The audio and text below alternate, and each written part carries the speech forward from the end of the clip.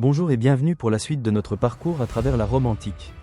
Après avoir vu comment Auguste avait fondé un nouveau régime politique, le Principat, voyons maintenant un autre visage de l'Empire romain, territoire de brassages culturels intenses.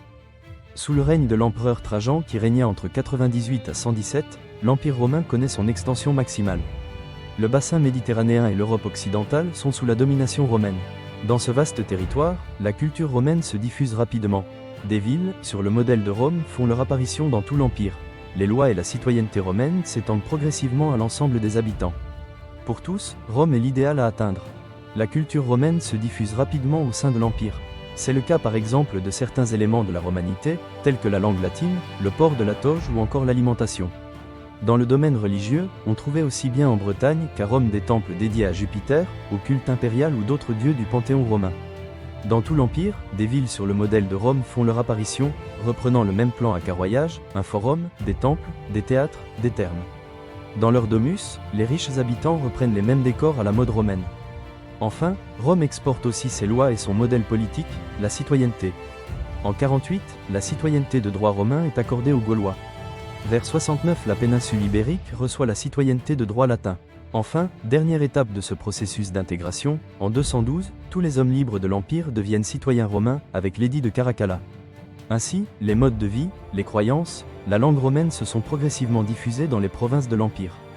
C'est ce processus que les historiens nomment la romanisation. Néanmoins, il ne faut pas imaginer que les transferts culturels sont à sens unique, au contraire.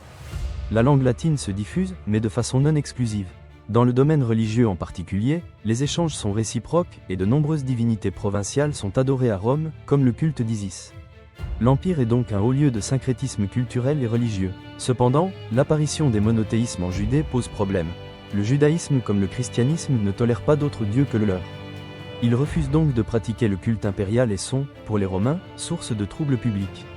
Or, si les Juifs restent principalement en Judée, le christianisme se diffuse rapidement en Orient et finit par gagner Rome et l'Occident. Juifs et chrétiens sont donc régulièrement persécutés. La religion chrétienne va néanmoins finir par s'imposer. Pour ne pas fragiliser davantage un empire menacé au nord, Constantin décide en 313 par l'édit de Milan de tolérer le christianisme dans l'empire. Puis en 380, par l'édit de Thessalonique, Théodose en fait la religion officielle de l'empire, interdisant ensuite les cultes polythéistes en 392. Ainsi, le christianisme peut au IVe siècle s'appuyer sur les structures romaines comme les infrastructures et les diocèses pour s'organiser et perdurer même après la chute de l'Empire romain d'Occident en 476. Voilà comment Rome, à travers une évolution de plusieurs siècles, a construit un empire politiquement unifié derrière la figure de son empereur et culturellement universel à travers la diffusion de son mode de vie. À bientôt pour une nouvelle vidéo.